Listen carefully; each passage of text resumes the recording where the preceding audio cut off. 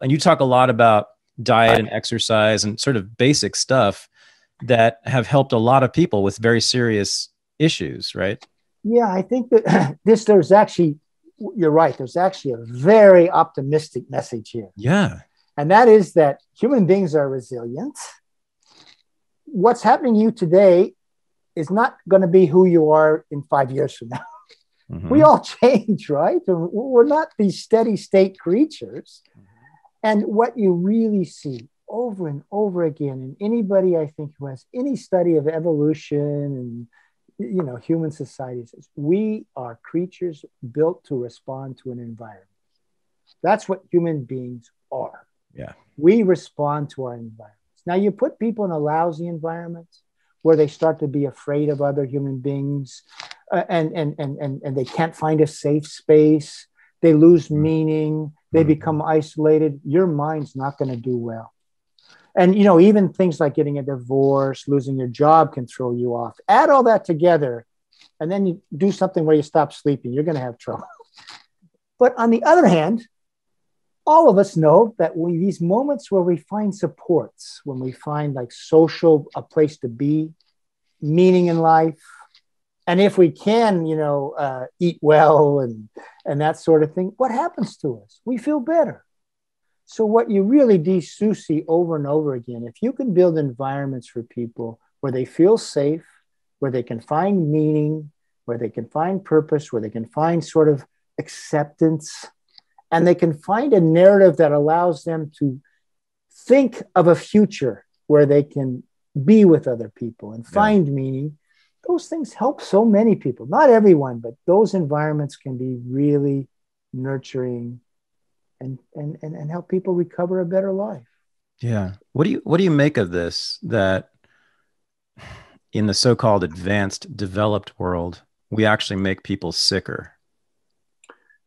Well, that's a big question, right? Yeah. I mean, there's a couple parts of the answer to that. Is one, do we have societies today that aren't really nurturing us, even from the beginning? The way we work, the way, we eat and that sort of thing.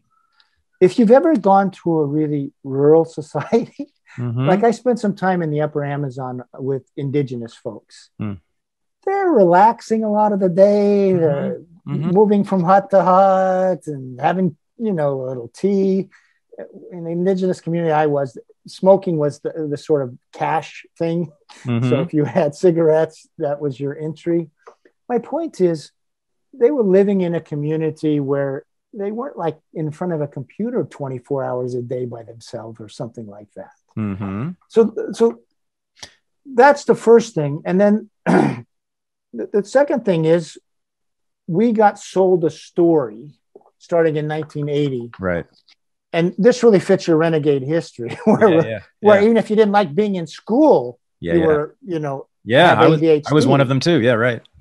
So my point is that in societies today, that developed societies, communities are breaking down.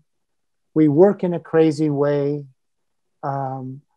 We just don't have a lot of things that nurture a sense of belonging to each other, of tolerating differences, tolerating eccentricities. And then we set up this thing. You're supposed to be able to be a good worker.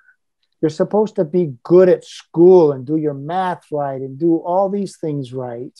So you're supposed to fit into a capitalist block and be a good member of that capitalist society. But we human beings really aren't meant to be like this. No. So part of it is they're putting, however you want to do it, people a round block into a square hole in modern society. That's what I think is going on. Going on with our kids, etc. Imagine those first factory workers in the 19th century walking into that place for the first time, in like Worcester, Massachusetts or someplace, right? The very first factories, right? Seeing this from a farm, and all of a sudden you're in this giant box and you got to be there for 10, 12, 14 hours. And you got to be working on a machine doing the same thing over and over and over again. That, I submit, will be bad for your mental health.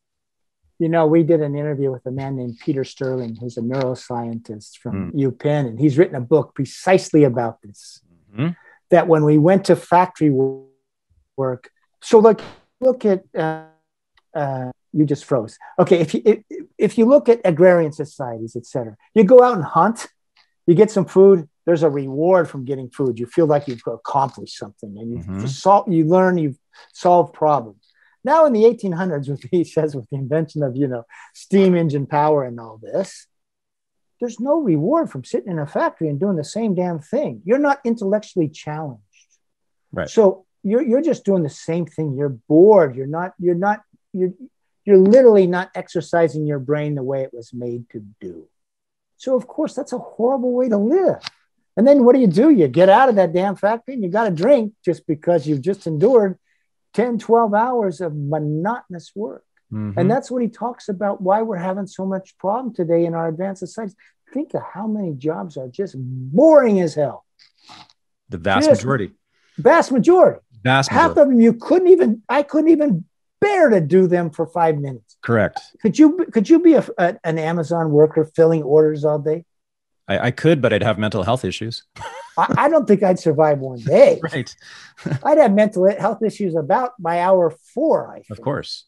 Yeah, no, I completely. And then how about this? Let's take up to the present time. How about working in a cubicle for 8 to 10 hours a day horrible. In a skyscraper, right? Where you can't even feel the air outside. It's not how we humans were built. I mean.